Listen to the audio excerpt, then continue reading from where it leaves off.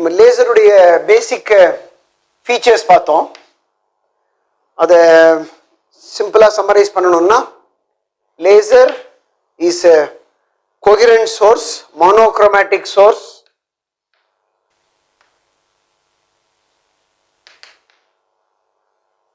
So இது ரெண்டு ரொம்ப முக்கியமான டெக்னிக்கல் டேர்ம்ஸ், மோனோக்ரோமேட்டிக் அண்ட் கோஹெரண்ட்ங்கிறது.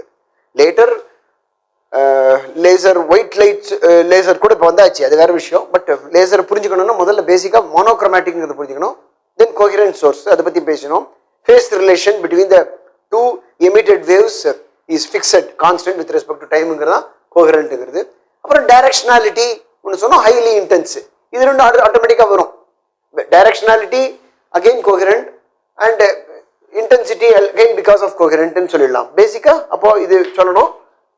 அடுத்த ரெண்டு directionality, that is very very very minimum divergence directionality, then finally intense, highly intense. So இது 4 ப்ராப்பர்ட்டி தான் சொன்னோம். This based on this could be achieved, the coherence especially could be achieved because of stimulated emission. The stimulated emission was first proposed in 1917 by Einstein, and this was experimentally achieved in first, I said, microwaves. So it was called maser by Townsend Shallow, Bosov Prokhorov, Townsend Shallow in America, USA, Bosov Prokhorov in Russia, former Soviet Union. So maser தான் first, அதுக்கப்புறம் தான் laser வந்தது.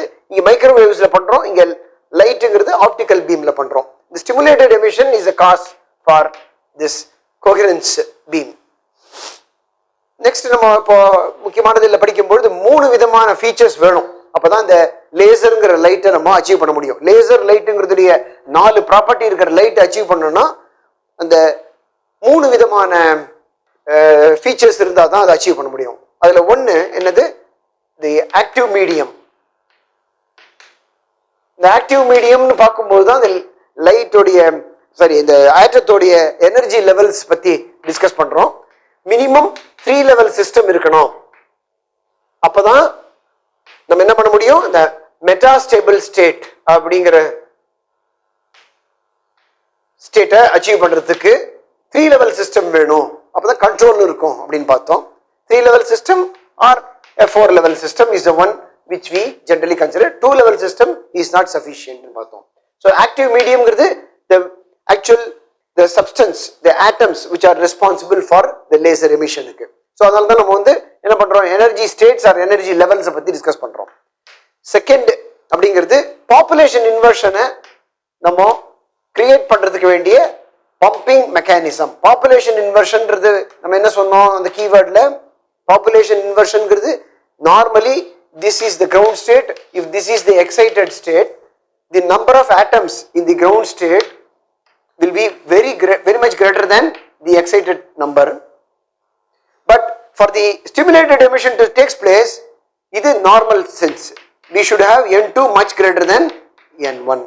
So this is called inverting the population which is normally existing. So the population inversion வேணும்னா pumping mechanism ங்கிறது வேணும். Pumping ன்னு அர்த்தம், the atoms in the ground state are excited to the relevant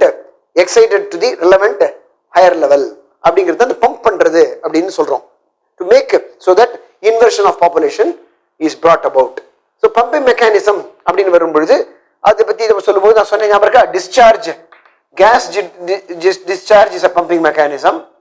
Also light flash lamp ன்னு சொல்லலாம்.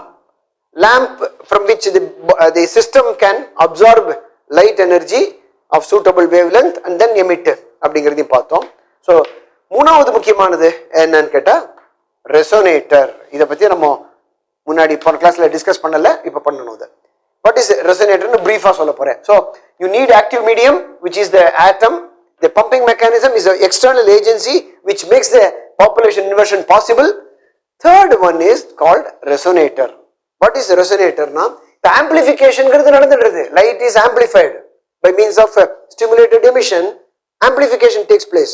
But sustained உங்களுக்கு laser radiation வெளியில வரணும்னா amplification மட்டும் இருந்தா போராது. Amplification should become an oscillation.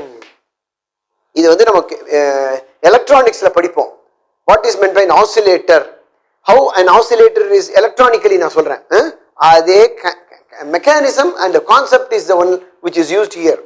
So amplifierல இருந்தா நம்மளால oscillator டிசைன் பண்ண முடியும். அது electronicsல படிப்போம்.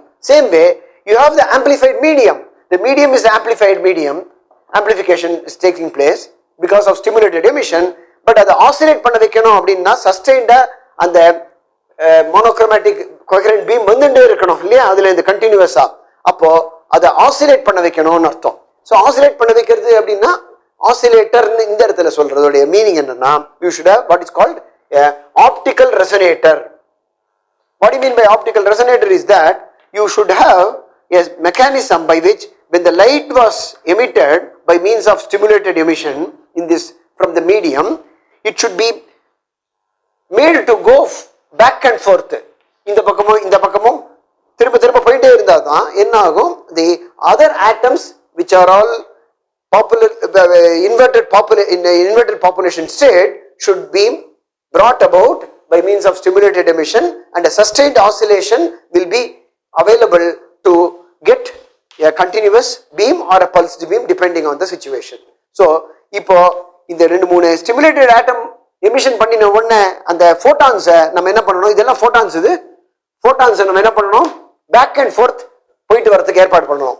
அந்த இந்த கேவிட்டி அப்படின்னு சொல்லுவோம், அல்லது இந்த கேவிட்டின்னு சொல்லுவோம், அல்லது ஆப்டிக்கல் கேவிட்டி அல்லது ஆப்டிக்கல் ரெசனேட்டர்னு சொல்லுவோம். ரெசனேட்டரோட அர்த்தம் என்னன்னா, தி ஃபோட்டான்ஸ் முன்னும் பின்னையும் போயிட்டு வரும்பொழுது they further make the stimulated emission possible from the excited atoms. அதை ரெசனேட் பண்ண வைக்கிறோம், அதே சேம் ஃப்ரீக்வன்சியில அதை டிஎக்ஸைட் பண்றோம் அப்படிங்கிற மீனிங்ல. அப்போ இது என்ன ஆகணும், லைட்டுங்கிறதால they should be naturally mirrors இருக்கணும், polished faces இருக்கணும், mirrors இருக்கணும். அப்பதான் the photon light can be reflected back and forth. That is the kind of what is oscillation I am talking about. This is nothing but what is called feedbackங்கிற concept தான் இது. ஃபீட்பேக்னு என்ன அர்த்தம், அங்க ஆம்பிளிஃபயர்லயும் நம்ம ஆசிலேட்டர்லயும் எலக்ட்ரானிக்ஸ் படிக்கும்போது இந்த ஃபீட்பேக்ங்கிறத பத்தி தான் பேசுவோம். நெகட்டிவ் ஃபீட்பேக்கா இருந்தா அது என்ன இருக்கும், பாசிட்டிவ் ஃபீட்பேக்கா இருந்தா என்ன இருக்கும்னு அங்க நம்ம டிஸ்கஸ் பண்ணுவோம். இந்த இடத்துல அதே போல என்ன பண்றோம், இந்த போட்டான் எமிட் ஆயிடுது, அது வெளியில போக விடாம நம்ம என்ன பண்றோம், ரிஃப்ளெக்ட் பேக் அப்படின்னா ஃபீட்பேக்னு அர்த்தம் இது. So that it will aid the stimulated emission further possible and sustained oscillations are created in this medium and the laser light comes out. அப்போ இது வழியா வரணும், இது வழியா வரக்கூடாது லைட் அப்படின்னா இது என்ன இருக்கணும், பார்ஷியலி இது வந்து கம்ப்ளீட்லி ஆர் ஃபுல்லி ரிஃப்ளெக்டிங்கா இருக்கணும். புரியுறதா நான் சொல்றது, partially reflecting, இது fully reflecting. இது fully reflecting இந்த பக்கம் வழியா லைட் வரக்கூடாது, இந்த பக்கம் வழியா தான் நமக்கு வரணும். அதனால இது partially reflecting என்ன அர்த்தம், 50% of the light may be reflected அப்படிங்கிற மீனிங்ல. அப்போ the intensity build up ஆகும்போது தான், build up ஆன அப்புறம் தான் the light can come out ன்னு அர்த்தம். அது வரைக்கும் it gets reflected back and forth. So that is the idea of what is called the oscillation with the help of a feedback, with the help of the mirrors here. One is partially reflecting, another fully reflecting or completely reflecting, and this setup of making the photons back and forth, move back and forth within the medium is called optical resonator or optical cavity. So இந்த மூணு ஃபீச்சரும் அந்த laser சிஸ்டத்துல built in பண்ணியிருந்தா தான் நம்மளால லேசரை construct பண்ணிருக்கோம் முடியும். ஸோ மூணு ஃபீச்சர் இருக்கணும். Medium is available, is required, population inversion is required, then feedback mechanism to make the amplifier into oscillated for a sustained emission of radiation. இப்போ நம்ம என்ன பண்ண போறோம், ரெண்டு விதமான இம்பார்ட்டன்ட் லேசர் சிஸ்டத்தை பத்தி படிக்க போறோம். ஒன்னு சாலிட் ஸ்டேட் லேசர், அது ஹிஸ்டாரிக்கலி அது என்ன இம்பார்ட்டன்ட்னா, that is the first laser realized, first laser constructed. அதனால அது. இன்னொன்னு கேஸ்லயும் நம்மளால இந்த மாதிரி இந்த ஸ்டிமுலேட்டட் எமிஷன் லேசர் கான்செப்டை கொண்டு வர முடியும் அப்படிங்கிறதால first gas laser. So first laser ஒன்று படிக்க போறோம், 1960 பண்ணது. வித்தின் 61க்குள்ளேயே ஃபர்ஸ்ட் கேஸ் லேசர். இந்த ரெண்டு தான் உங்களுடைய புக்கில் கொடுத்துருக்கு. Let us just read brief of those two laser systems.